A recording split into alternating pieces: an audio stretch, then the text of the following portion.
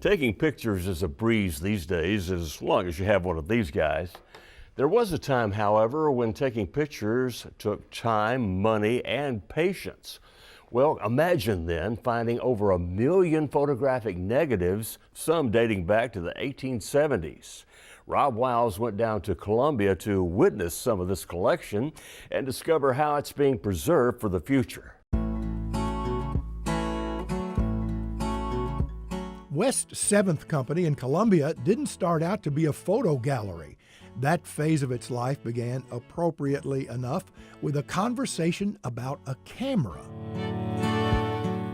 Joel Friedel and his wife Kim Hayes were buying the building from David White. This building had long housed a photography studio, but the huge camera would have to go. That just didn't sit well with Joel. He and I both talked about it being sold out of the county, and we just thought that that was a terrible thing, and his wife wouldn't let him take it home because it was too big. I said, well, one day there'll be a museum here, so I'll buy the camera and it'll stay here at your camera shop. Then David mentioned the negatives stored in the building. The collection of W.A. Orman started more than half a century ago.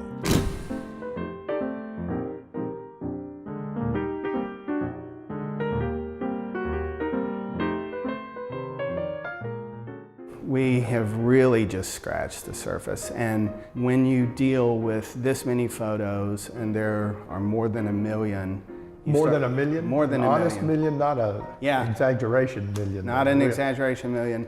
We have boxes and boxes that we have yet to even open, and each one of these has envelopes, and the envelopes are stuffed in, and inside the envelopes are negatives, very thin. So you just don't know how many negatives are in there. Of course, just looking at and cataloging all those negatives could be a life's work for David, Joel, and Kim, but not work really, a treasure hunt. So here, when you get to this truck that has the insignia on it, see, that's where right there. Biddy will have to ask. My wife laughs at me. I'll go out and open up a box and I'll come back and say, you wouldn't believe what I found. Look at the way the clouds are that day. Some can be saved, some may be lost for good, like these taken of a fire in Spring Hill, which virtually destroyed the whole town back in 1938. The whole town basically burnt down, but look, see. So you'll have to soak them. Well, you can't soak these because if you do, the emulsion, the rest of it will just come completely off. So the only thing you can do is scan them. And just start piecing it back together. Start piecing it back together. Still, many survive, each giving us a look at how things were in Columbia, Tennessee.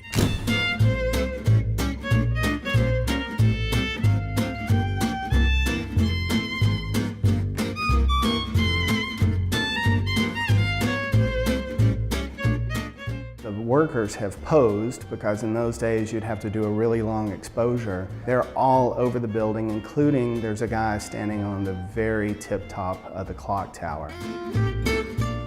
That one is a pretty amazing photo. Also amazing, a photo of an even older courthouse. We found the previous courthouse, and that was something that was very unexpected. They tore it down in 1903. And the photo appears to be the preparation for tearing it down.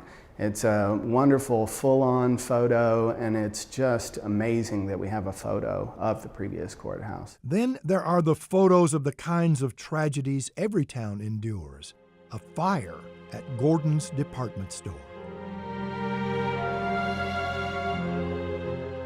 And it's such a cold day that while they're spraying water on the building, it's freezing. And so as soon as they take this picture, you've got icicles where a fire just was, and in the lower window are mannequins that are just still smiling and happy.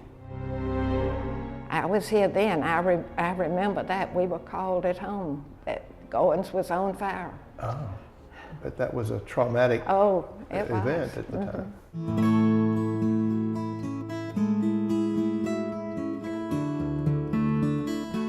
So you're helping out, telling the people here what's in these photographs, huh? You've seen them? Any of them that I know. Biddy Crozier knows about many of these photos because she knows the people in them. Colonel Waverly Hayes Jackson is who that is. She's lived in Columbia all her life. Now, in her 90s, she came into the gallery and found family. When I came in the first time, that's when I saw my husband.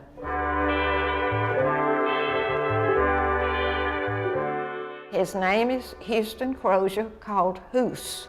Hoos is all anybody ever called him. I didn't know him when he looked like that. Well, he looks like he's kind of got a little attitude there, leaning on the gas pumps like that. And then I looked across on the wall over here, and there was my daddy in front of a Western Union. He was the manager of the Western Union.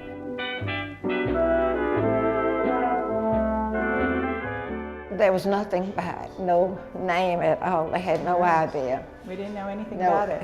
Who it was. Biddy and other people in town have become sort of detectives to help find out about the people and the places in the photographs. We ran into his daughter, and it's not who we were told it was.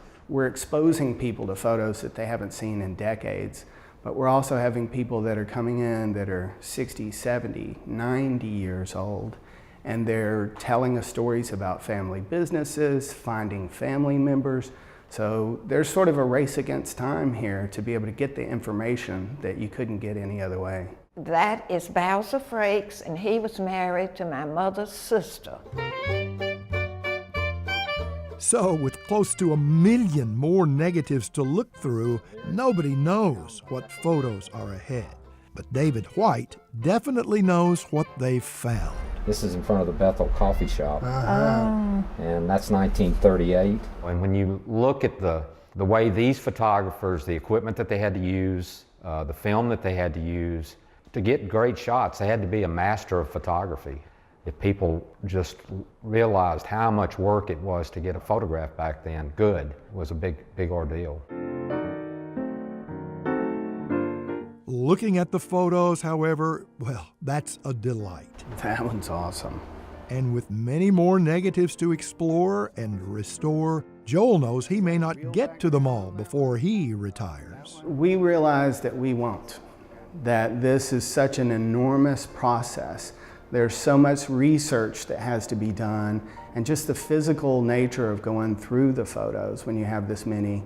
This is something that we're going to have to set up a nonprofit in the future to be able to make sure that this collection continues, is accessible, and that the research continues. And the results on view at the West 7th Company Gallery in Columbia.